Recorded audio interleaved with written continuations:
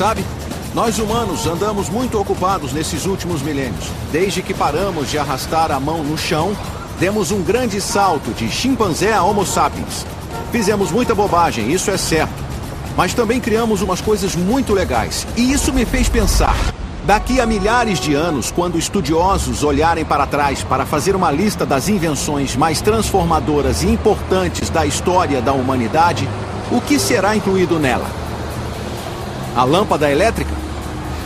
O motor a vapor? O motor de combustão interna? O avião? O automóvel? E, é claro, o pão fatiado.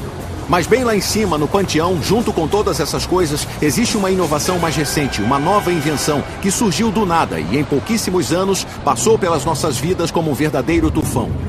A invenção em questão, é claro, é a World Wide Web. Um universo incrível e surrealista que gerou grandes fortunas, sustentou inúmeras indústrias e mudou a maneira com que o mundo trabalha, brinca, se comunica, faz compras e até como se apaixona. Meu nome é John Heilemann e estou aqui para contar a história da ascensão da rede, da obscuridade para a ubiquidade global. É uma história que conheço como a palma da mão, pois como jornalista assisti da primeira fila desde o início. Durante mais de uma década estive bem aqui no Vale do Silício, testemunhando de perto os momentos que deram forma à era da internet. Essa era começou com uma luta de poder feia para decidir quem controlaria o futuro da rede emergente. Jim Talk começa a socar a mesa e dizer: precisamos abrir o capital da empresa e temos que abrir agora mesmo. Naquele pregão, eu faturei 663 milhões. Uma luta que terminaria numa batalha épica dentro de um tribunal. Eu não faço ideia do que está falando. E que para sempre seria lembrada como a Guerra do Navegador. Éramos como um animal espantado com a Microsoft à nossa frente, dizendo: o que a gente faz, o que a gente faz? Nós chamamos todo mundo para ajudar. Isso não é um treino. Vão esmagar a gente, vão esmagar a gente. Nós temos que destruir essa empresa. A internet. Guerra dos Navegadores.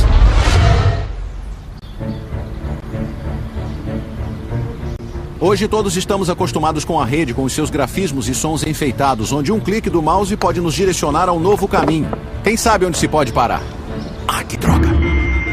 Mas no início dos anos 90 a rede era muito diferente. Era basicamente uma rede de pesquisa obscura, inventada alguns anos antes por um cientista inglês chamado Tim Berners-Lee. Havia umas poucas e preciosas páginas na web, e as que existiam não eram nada mais do que linhas e linhas de textos chatos. Era preciso ser um geek para ficar empolgado com aquilo. Mas um desses geeks, um estudante visionário de ciência da computação da Universidade do Illinois chamado Mark Andreessen, teve uma ideia doida. Ele imaginou um futuro onde todo mundo, inclusive gente comum como você e eu, adotassem a rede como parte da nossa vida diária. O Andreessen trabalhava num cubículo perto de mim e ele estava trabalhando num produto diferente. E aí ele ficou todo doidão com essa coisa chamada web. Àquela altura a internet era só pra nerds mesmo, era só pra acadêmicos, pesquisadores e cientistas, e não havia nada que pessoas comuns podiam fazer nela, mas era tão útil pra quem a usava que eu achava que todos deveriam poder usá-la. Aí ele disse: cara, esse lance vai mudar o mundo, vai ser demais, é tipo uma hipermídia global. Aí eu só virei e disse: então tá. Andreessen podia ser o mais animado de todos, mas logo ele e vários de seus amigos programadores da faculdade estavam tentando deixar a web mais fácil de usar e mais intuitiva, colocando imagens, fotos e ferramentas de áudio e vídeo. O fruto de seu trabalho foi este: um software simplíssimo do tipo aponte e clique, o primeiro navegador gráfico da web, e cada vez que você surfa na internet hoje, está usando um de seus descendentes. No outono de 1993, os geeks de Illinois postaram o Mosaic Online e o transformaram em uma dádiva para a humanidade, gratuita para baixar, e que dádiva acabou se revelando. Quando fizemos o anúncio em nosso grupo de notícias, naquele momento um grupo de notícias da Usenet, e eu disse: alguém por aí quer participar do teste beta? E como eu tive 12 respostas, mandei o navegador para 12 pessoas, e a partir daí se espalhou como um vírus, de 12 para 100, para 1000, para 1 milhão. Esse foi o momento em que a internet passou da obscuridade para a ubiquidade, de um brinquedo para geeks e uma ferramenta para cientistas para uma mídia de massas de boa-fé. Um bando de garotos na casa dos 20 anos que se alimentavam de programas e hambúrgueres tinham iniciado uma revolução. Mas antes que o Mosaic tivesse a chance de se globalizar e, em paralelo, Bill Gates e a Microsoft precisava de mais um ingrediente, um monte de grana bem alto. Este prédio caríssimo foi um presente para a Universidade Stanford deste homem, um de seus ex-professores, Jim Clark. Garoto pobre do oeste do Texas, Clark era um ex-desistente do colégio que se transformou em professor de ciência da computação em Stanford e fundou a empresa Silicon Graphics, o que o tornou uma lenda no Vale. Ele gostava de carros velozes, vinhos caros e de fazer peripécias que desafiavam a morte, como pilotar um avião de acrobacias. A primeira vez que nos encontramos, ele me levou num passeio de helicóptero que quase nos matou. Mas tendo deixado a Silicon Graphics, Clark queria uma coisa nova, uma coisa grande. Quando viu o Mosaic, logo ficou convencido do que havia encontrado. Eu tinha passado muitos anos pensando na convergência de diferentes tipos de mídia com tecnologia digital. Então formou-se na minha mente a ideia de que a internet e a World Wide Web seriam uma coisa que anunciariam essa convergência. Sem perder tempo, Clark contatou Mark Andreessen, que tinha se formado no colegial e, com estilo, deixou Illinois com um emprego no Vale do Silício. Fevereiro de 94. Estou no trabalho e recebo um e-mail de Jim Clark dizendo: estou pensando em fundar uma nova empresa de software. Vamos marcar uma reunião e conversar? Então eu disse: bem, isso é interessante. Então infringi a minha regra de não acordar antes do meio-dia e tomei café da manhã com ele às 7 da manhã. Nos meses que se seguiram, Mark e Clark se tornaram inseparáveis, enquanto tramavam como transformar o Mosaic na base de uma empresa comercial. Mas isso obviamente não era uma coisa que eles podiam fazer por conta própria. Eles precisavam de uma equipe e logo embarcavam num avião rumo a Illinois, numa viagem de recrutamento que seria a centelha da era da internet. Pegamos um avião e chegamos no final da noite e encontramos todo mundo numa pizzaria. Aí nos sentamos, tomamos cerveja, comemos pizza e falamos genericamente sobre as nossas ideias. Acho que estávamos todos um pouco intimidados, para dizer a verdade, porque ele era um figurão do Vale do Silício, ele era relativamente famoso, tinha fundado uma empresa de informática bem grande. Todo mundo sabia que ele tem muita grana, que estava vindo para cá, mas ele nos ouviu. Na época eu não tinha um conceito de como ganharíamos dinheiro, mas é como muitas outras coisas. Se existem tantas pessoas usando uma coisa e ela tinha expandido para 1 milhão de usuários em um período de 9 meses, devia haver um jeito de faturar com ela. Mas esses caras não tinham ideia nenhuma. Na época, o que importava a Clark era fazer os geeks de Illinois subirem a bordo. Então ele lhes fez uma oferta muito além de seus sonhos mais loucos. E cada um de nós voltou com brilhos nos olhos, meio nas nuvens, sabe? E eu tava só no primeiro ano da universidade. E de repente recebi uma oferta de emprego em tempo integral antes mesmo de me formar, e com toda aquela grana foi tipo, nossa, que demais, por que eu ia recusar, né? Olhando para trás, pode parecer óbvio que o navegador da web mudaria o mundo. Mas embora Jim Clark possa ter sacado esse insight, a maioria das pessoas não sacou, inclusive uma que se esperaria que tivesse sacado imediatamente, Bill Gates. Gates, é claro, era o cofundador CEO da Microsoft, a mais importante e fantasticamente lucrativa empresa de alta tecnologia de todas. No decorrer de 2 décadas, a Microsoft tinha estabelecido praticamente um monopólio sobre os sistemas operacionais dos PCs e tinha usado esse monopólio para passar a controlar toda a indústria da computação. A web era cyberespaço na forma de uma estrada enorme, veloz e extasiante, capaz de levar você aonde sua curiosidade o conduzisse. Mas Bill Gates achava que essa estrada da informação devia ter pedágio. A Microsoft controlaria todas as cabines e todos deveríamos pagar para dirigir nela. Valeu, cara. O sistema online de Gates se chamava, nossa, que surpresa, Microsoft Network. E em 1994, muita gente inteligente presumiu que ele conseguiria impingi-lo ao mundo, como era de costume.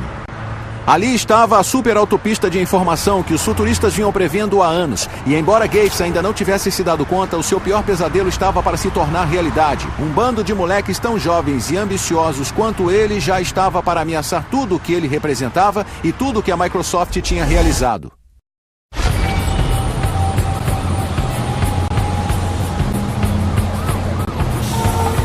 Brilhante, usuário de óculos e obcecado por computadores desde a infância, a jornada de Bill Gates para se tornar a figura mais importante da tecnologia começou em 1975, quando aos 19 anos ele largou a Harvard para fundar a Microsoft com o seu colega de ginásio Paul Allen. A visão de Bill Gates era simples e muito ambiciosa. Um PC em cada mesa, em cada lar e em cada escritório. E cada um desses PCs rodando com software da Microsoft. Em 1993, seu sonho chegou perto de se tornar realidade. Cerca de 90% dos PCs do mundo rodavam com o Windows da Microsoft. Gates e o exército que ele havia reunido no gigantesco campus da Microsoft nos subúrbios de Seattle ralavam muito e eram muito duros com os seus rivais. A ascensão da empresa havia deixado um rastro de corpos atrás de si. Havia o Lotus, havia o World Perfect, havia o Borland, havia o Novell, até mesmo a poderosa IBM, todos deixados de joelhos. Gates agora era um dos homens mais ricos e influentes na face da Terra, e ele sabia disso. Certa noite, em um jantar, ele e alguns amigos discutiam a eleição de Bill Clinton à presidência, e Bill Gates soltou essa: "Eu tenho tanto poder quanto o presidente tem." A mulher dele o chutou embaixo da mesa ao ouvir isso, mas a verdade é que ele podia ter razão. Para muitos, o poder de Gates era sedutor, irresistível. Se você era um engenheiro de software jovem e faminto como Thomas Werdon, ou Harvey Partovi, ou um executivo experiente como Sam Jadala, a Microsoft era o lugar para se estar. Um lugar onde não importava se você era bonito ou atlético. Um lugar onde a inteligência, medida pela habilidade de criar programas fantásticos, era a única coisa que importava. Em outras palavras, o nirvana dos nerds.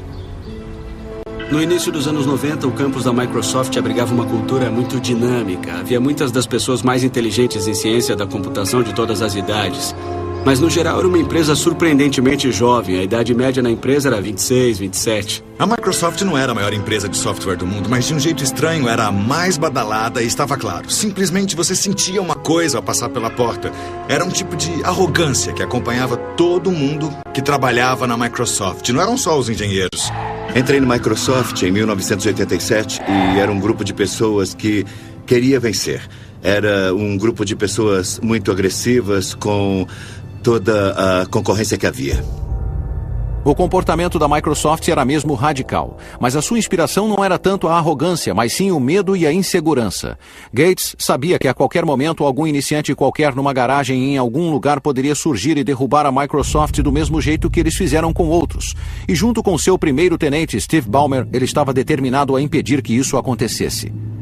Diferentemente de Gates, que havia largado a faculdade, Ballmer tinha se formado em administração. Enquanto Gates era o superego da Microsoft, magricela e cerebral, Ballmer era o Ed feroz, corpulento e emotivo. Não era nada comparado ao próprio Gates, o mais inteligente de todas as pessoas inteligentes da Microsoft. Um crânio que não aceitava bem nenhum revés, se é que ele sofria algum. Isso é ridículo. Mas eu não isso vou é usar necessário. essa coisa. Não. Alguém está confuso. Alguém não está pensando. Quer dizer, nunca mesmo.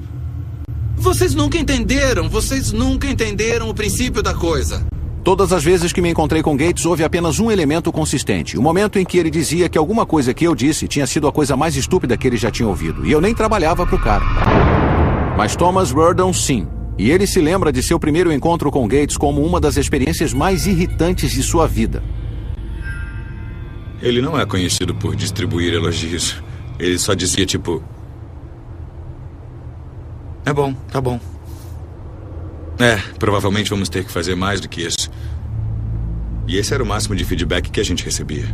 E não era desinteresse por parte dele. Eu acho que o que aprendi na época é que não ser detonado por ele já era uma grande vitória. Se ele não tivesse te chamado de idiota umas 19 vezes, então a sua reunião com Bill tinha sido boa. Com os protegidos da Microsoft sob seu domínio, bilhões de dólares em sua conta bancária e o lançamento do Windows 95 já visível no horizonte, o Bill Gates de 93 estava para se tornar o imperador mundial da alta tecnologia. Contudo, menos de 2 anos depois, Gates seria forçado a fazer um dos retornos mais acentuados da história corporativa, porque Clark e Andreessen e sua equipe estavam para entrar em cena e jogar um obstáculo enorme em seu caminho.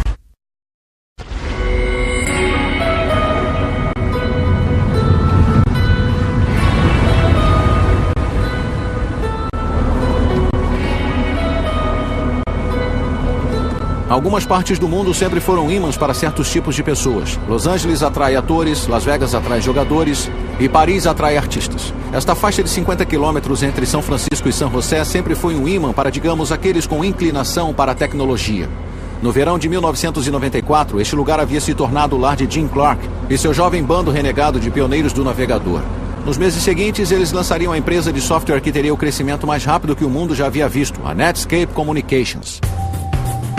Sob o olhar vigilante de Clark, o pessoal da Netscape defendia a causa de ampliar o alcance da ainda embrionária web e talvez conseguir enriquecer nesse processo.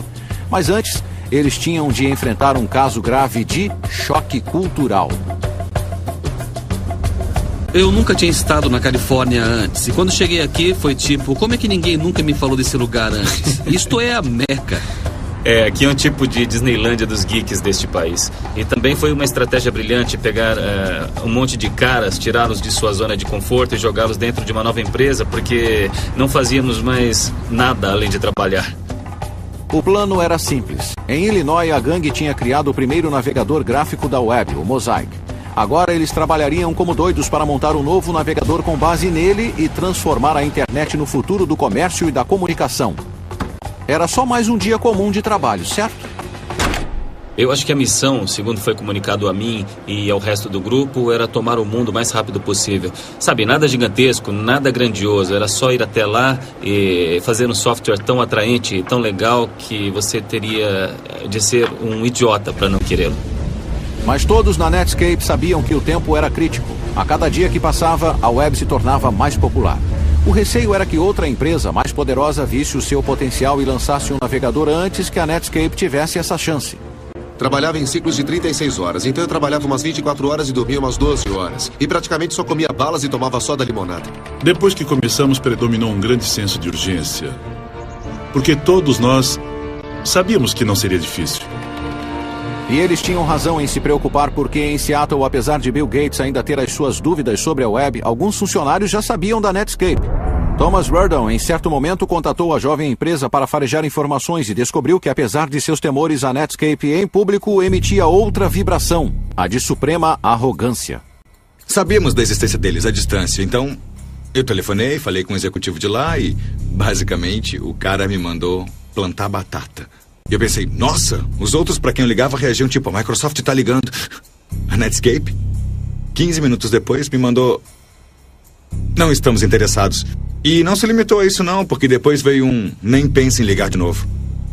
E quando você trabalha na Microsoft, você acaba ficando acostumado a ser o senhor da indústria e todo mundo acaba venerando você em algum momento. E nada. Ficou claro que culturalmente a Netscape já percebia a Microsoft como aqueles a combater. No dia 13 de outubro de 1994, após meses de programação febril, o novo navegador da web da Netscape, o Navigator, finalmente chegou às ruas. A partir desse momento, o conflito era inevitável e a Netscape no papel de Davi e a Microsoft como o pujante Golias. Você pode não achar que Davi teria muita chance nessa luta, mas desde que foi lançado o Navigator, o navegador da Netscape fez sucesso instantâneo.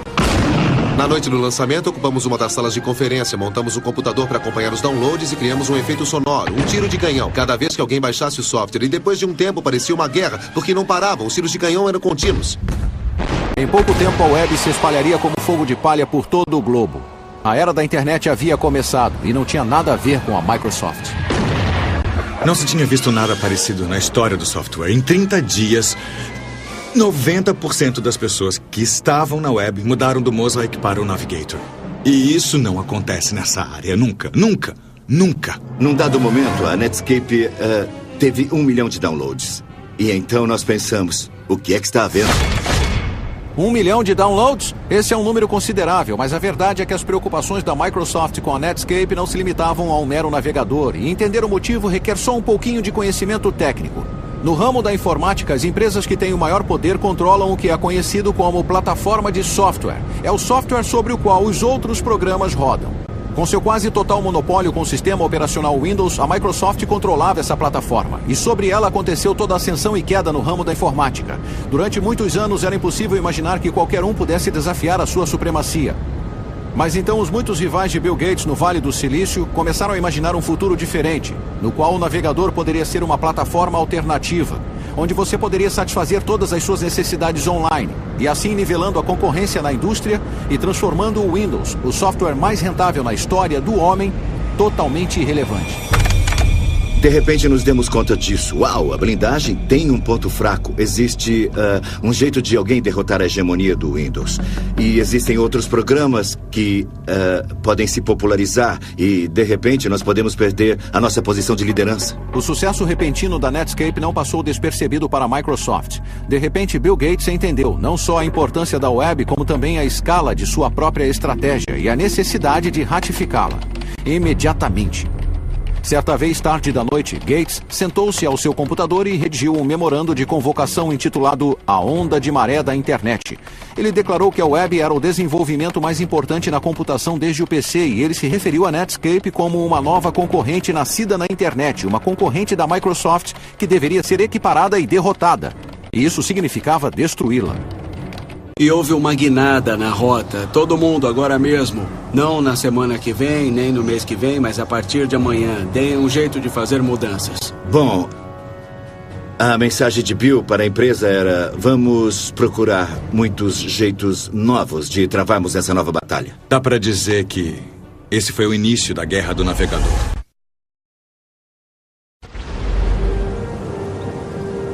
Em 1993, fora de um pequeno círculo de hackers de computadores e cientistas da pesada, a internet era desconhecida e mal amada. Mas em 1995, a situação havia mudado dramaticamente. Agora, graças à magia e energia de um bando de engenheiros aqui no Vale do Silício, a internet estava se tornando um fenômeno em grande escala, uma tecnologia comparável em importância à televisão e à imprensa. E na liderança desse ataque estava a Netscape, com seu navegador que estava se tornando o portal de entrada da web para milhões de pessoas. A empresa tinha acabado de contratar um respeitável CEO e os lucros estavam entrando. O futuro parecia tudo cor-de-rosa, ou não?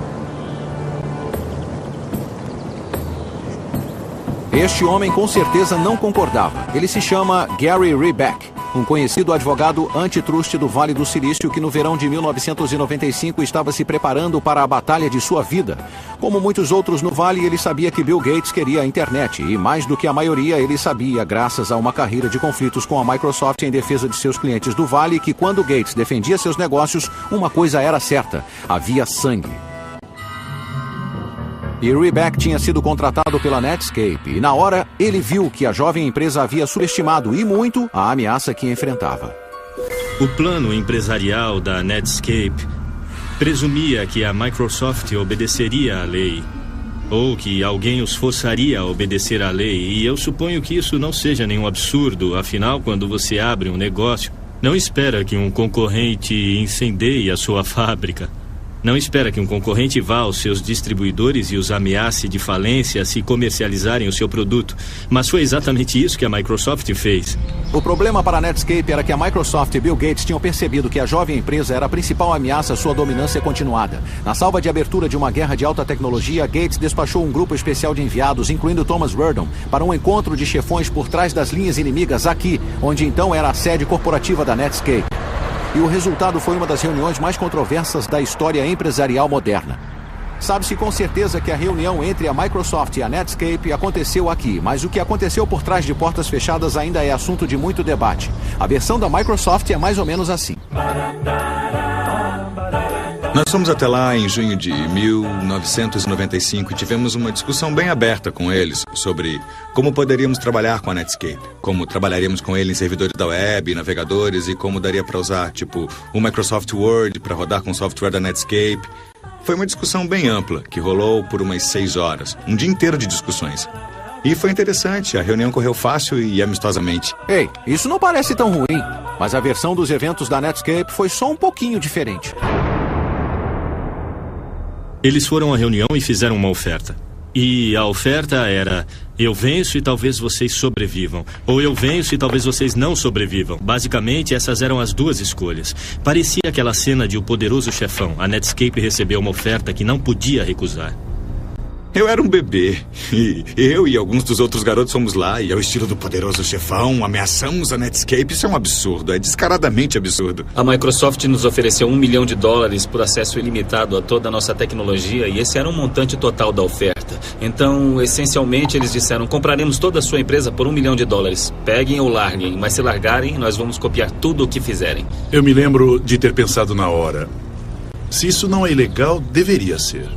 Se as afirmações da Netscape fossem verdadeiras, isso significava que a Microsoft tinha infringido a lei antitrust americana, para ser exato. O objetivo da lei era restringir o comportamento de empresas detentoras de monopólios, e a maioria dos especialistas não concordava que era isso que a Microsoft tinha com o seu sistema operacional Windows. Poucas horas depois da reunião, a Netscape pediu a Gary Reback que alertasse o Departamento de Justiça americano sobre o ocorrido e começasse a estabelecer as bases para um processo contra a Microsoft. Mas Thomas Werdon farejou algo estranho. Porque a Netscape tinha um advogado antitrust, e não era um advogado qualquer, mas era o lendário Gary Reback, o cara que ficou famoso por perseguir a Microsoft por anos, tentando incitar o governo a abrir um processo contra a Microsoft. E aí, eu sabia que tínhamos sido enganados. A reunião tinha sido uma armação. Uma teoria paranoica? Sem dúvida. Na época, a Netscape era a empresa jovem de alta tecnologia do momento. Então por que precisaria armar contra a Microsoft? Em Wall Street, analistas e banqueiros tinham começado a cantar louvores, falando do futuro brilhante que haveria se a Netscape se tornasse pública. Analisei as projeções para a Netscape e me dei conta de que havia uma chance dela se tornar a empresa de software de crescimento mais rápido do mundo. Jim Clark começa a socar a mesa e dizer: temos que abrir o capital da empresa e temos que abrir agora mesmo. E todos na sala ficaram dizendo: sério? Tem certeza? Praticamente dava para prever que teríamos entre 60 e 80 milhões em faturamento naquele ano. Espera um pouco aí. Só um minuto, vamos pensar nisso. Antes da Netscape, a regra real em Wall Street era que uma empresa precisava de pelo menos 1 ano, de preferência 2, de crescimento estável nos lucros antes de sequer pensar em se tornar pública. Mas a Netscape, em agosto de 1995, só existia há 1 ano. Não tinha nem um centavo de faturamento e não fazia a mínima ideia de como obtê-lo. E como Jim Clark me contou, o motivo pelo qual ela queria ir a público tão rápido era porque precisava de uma sorte gigantesca para construir o maior iate computadorizado do mundo. Então, sob essas circunstâncias, abrir o capital era uma loucura da Netscape, certo?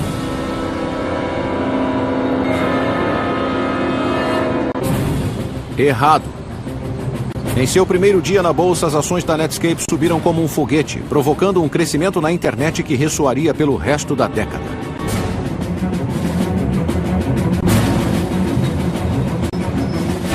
Eu estava no meio do pregão e fui falar com o nosso representante, David Slane, e com o Matt da Solda, que administrava os nossos investimentos. Ele parou na minha frente e impediu que eu chegasse perto do Dave e eu perguntei: o que é que está havendo? E ele disse: estamos com um volume enorme de negociação de ações e o Dave precisa se concentrar ao máximo. E começamos a ver a maior negociação inaugural de ações e a maior valorização de todas, e a gente pensou: puxa, as pessoas gostam mesmo da gente.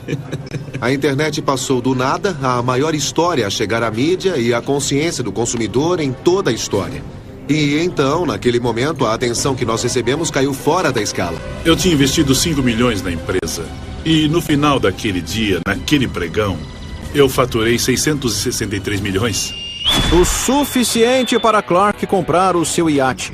E para a Netscape se tornar uma empresa pública com ações que valiam $120 e uma empresa com um valor de mercado de mais de 2 bilhões. Os engenheiros da Netscape, jovens na casa dos 20, agora eram nerds famosos e podres de ricos.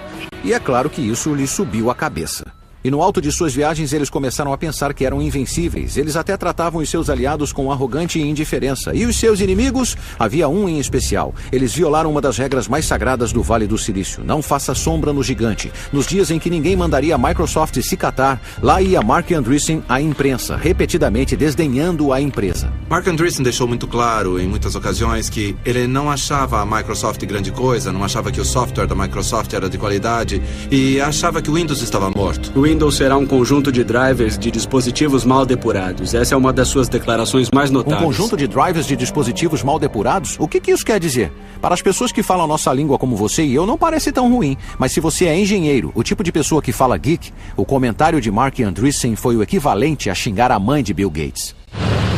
E foi o que bastou para Gates, que lançou a Microsoft numa guerra contra a Netscape. Para os criadores do Windows, que estão entre alguns dos melhores programadores do mundo, ter o seu bebê chamado de um conjunto de drivers de dispositivos mal depurados era enfurecedor. E isso era um insulto. E isso foi a sua motivação. Eu coloquei fotos dos maiores executivos da Netscape e algumas de suas declarações nas paredes dos nossos corredores para motivar o pessoal e mostrar que era contra aqueles que estávamos lutando. E aí começaram a publicar artigos onde se lia Netscape, a nova Microsoft? E nós dizíamos: não, nós somos a Microsoft, nós somos a nova Microsoft. Com seus engenheiros doidos para brigar e com as emoções à flor da pele, em 7 de dezembro de 1995, Gates contou ao mundo que o seu alvo era a Netscape.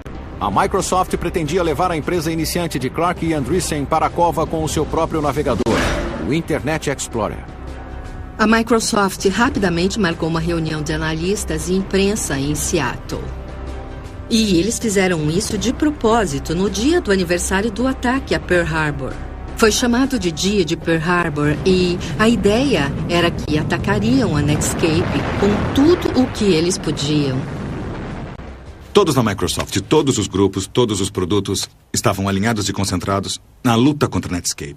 E poderíamos dizer que estávamos concentrados na internet, mas era contra a Netscape. E era isso, era só o que importava. Chamamos todos para ajudar. Isso não é um treino. Temos que destruir essa empresa. O tráfego na autoestrada da informação aumentava rapidamente e Gates acabou largando mão. Despejou milhões de dólares na web e transformou o Internet Explorer numa causa essencial na Microsoft. O gigante adormecido acordou, foi isso que ele disse. E agora a Netscape estava para encarar um mundo de problemas. Então talvez, apenas talvez, tenha sido um erro fazer sombra no gigante e irritá-lo. Talvez Andreessen devesse ter sido só um pouquinho menos confrontador. Se quiser falar sobre isso com outras pessoas, por mim tudo bem. Mas eu acho que eu vou passar. O Andreessen ter anunciado que o Windows seria irrelevante, eu acho que não foi uma boa ideia.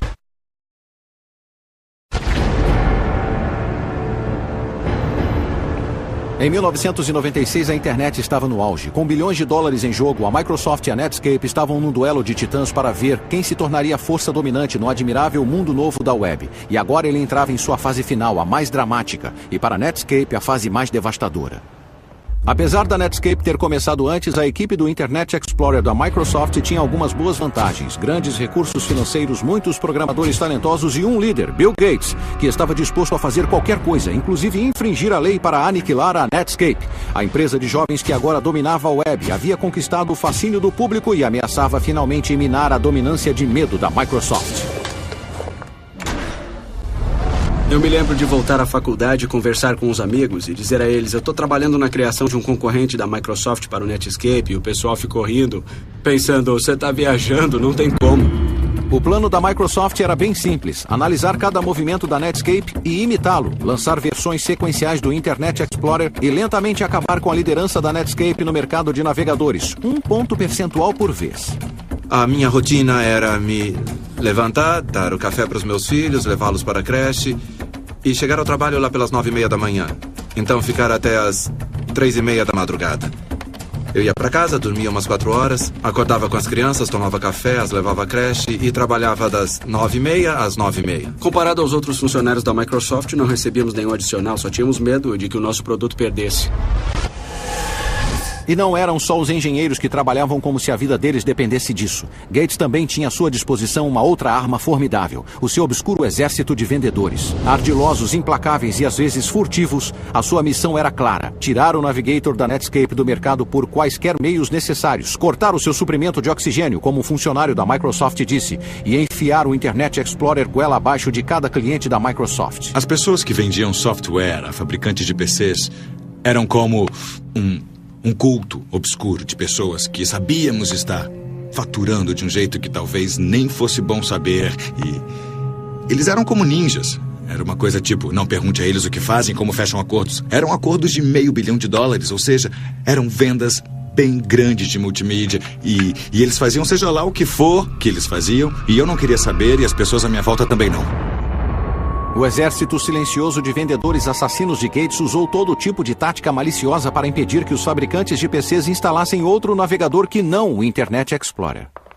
Eles disseram à Compaq que se distribuísse em nosso navegador, a Microsoft cancelaria a licença do Windows. Bem, a Compaq não poderia atuar sem a licença do Windows e, portanto, não distribuiria o nosso navegador.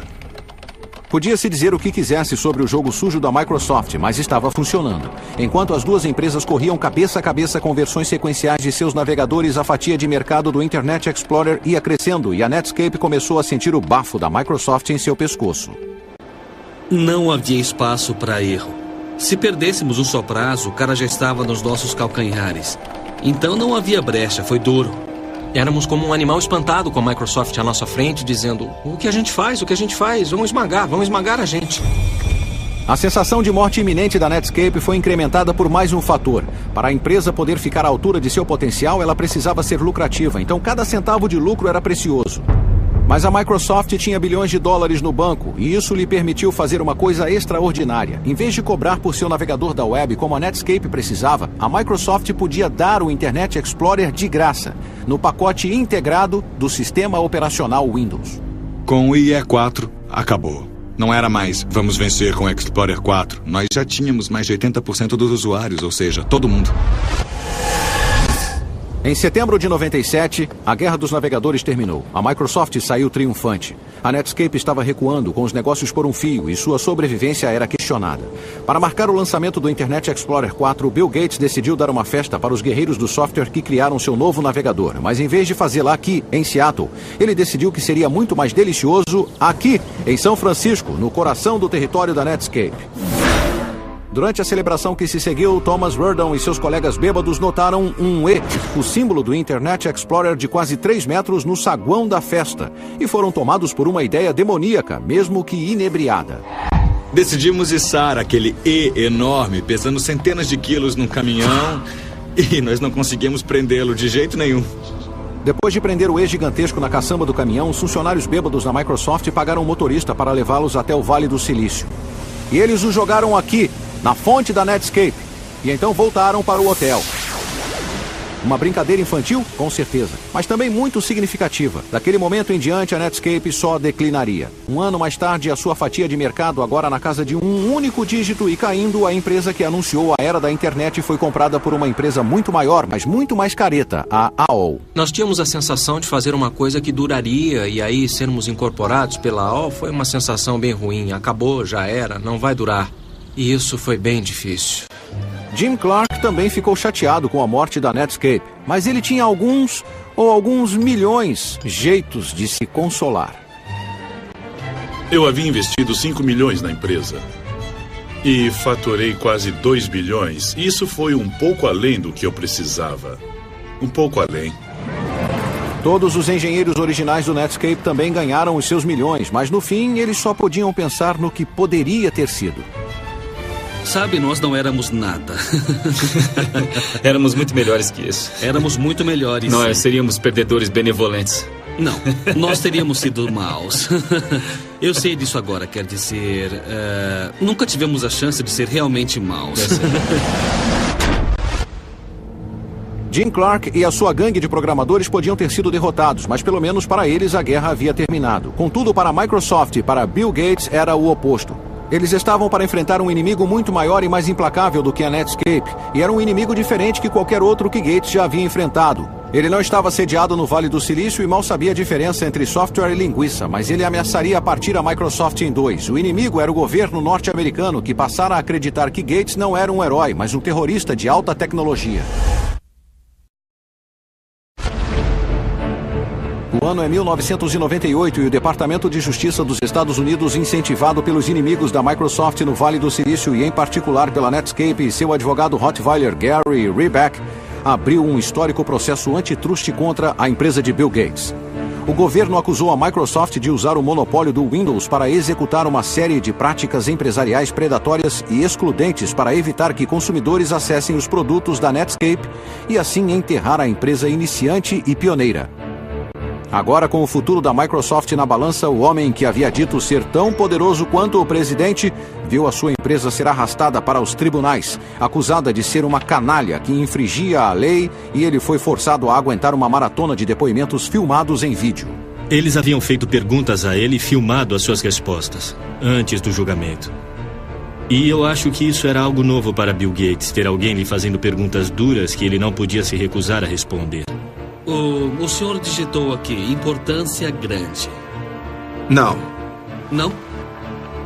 Não, eu não digitei isso.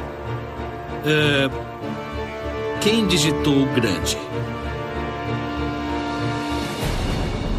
Um computador. Aqui estava o homem mais rico do mundo como o público nunca havia visto antes. Petulante e passivo-agressivo. Ofuscante e obscurantista como um sofista. Um pedante, um amnésico, um bebê.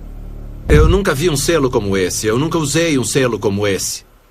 Nunca viu selos como esse em cada um dos documentos que lhes foram mostrados durante este depoimento? Poderia me trazer as provas? Isso é perda de tempo. É uma perda de tempo.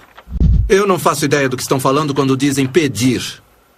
Então, nessas fitas, deu para ver que ele não dizia bem a verdade.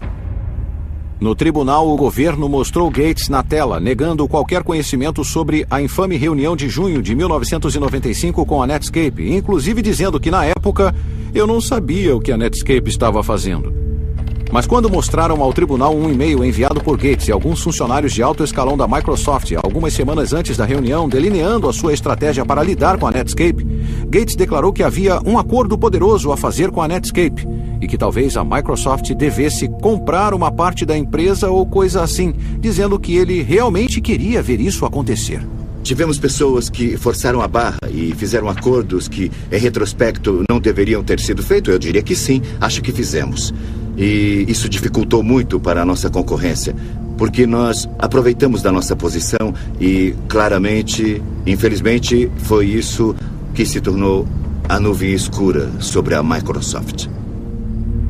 Ter um processo anticompetitivo aberto contra nós significava que o que estávamos tentando fazer era pior para os consumidores, mas em meu trabalho diário eu sempre quis fazer um produto melhor, para que as pessoas que eu conhecia, a minha mãe, o meu irmão, os meus amigos, usassem o meu produto porque ele era melhor. Em junho de 2000, o juiz federal encarregado do caso da Microsoft deu o seu veredito final. Culpada, culpada, culpada. E ele recomendou que a empresa fosse dividida, fazendo com que o seu valor na bolsa caísse 30 bilhões de dólares da noite para o dia. O veredito fez com que a equipe do Internet Explorer caísse das alturas para o chão. Mas foi mais duro ainda para o próprio Gates. O julgamento havia pesado muito para o chefe da Microsoft. Ele ficou desgastado, derrotado e fisicamente doente. A certa altura, alguns membros do conselho da Microsoft me disseram que Gates até foi às lágrimas na reunião do conselho da empresa. Contudo, finalmente, uma corte federal de apelação, embora concordasse que a Microsoft tivesse infringido a lei sistematicamente, decidiu que o veredito foi duro demais e rescindiu a ordem para dividir a empresa. Para muitas pessoas, pareceu que a Microsoft tinha se safado com assassinato de novo. Mas agora, alguns anos depois, aqui em Stanford, diante do prédio da ciência da computação Gates, ironicamente pertinho do edifício pago por Jim Clark, a história não parece tão simples. Após a conclusão do julgamento, Gates passou a sua posição de CEO da Microsoft para seu braço direito, Steve Ballmer, e logo começou a concentrar cada vez mais tempo e esforços aos seus interesses filantrópicos, geridos da Gates Foundation.